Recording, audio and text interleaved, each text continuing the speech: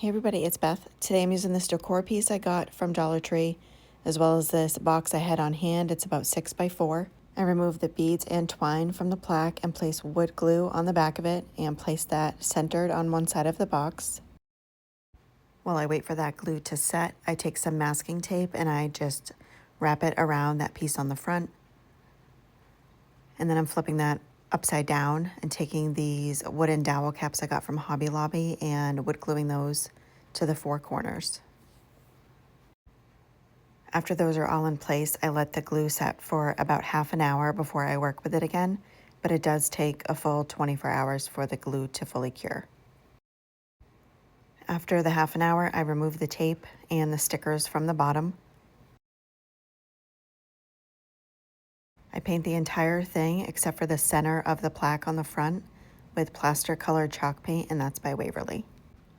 You could also paint the box ahead of time and then glue the plaque on. I just wasn't thinking that far ahead and glued all the pieces on first. Another option for the box is to use one of those gift boxes from Dollar Tree, the cardboard ones. That would work as well. I take a small paintbrush and paint those little openings within the plaque. I take floral foam and place that in the box. And then I just cut a couple small pieces just so it's completely filled in on the bottom.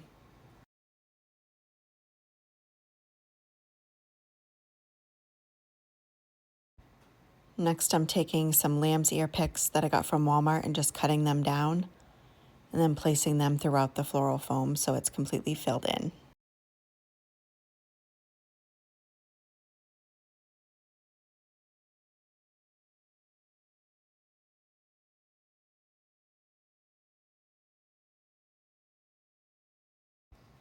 And that is it for this project. Thank you so much for watching.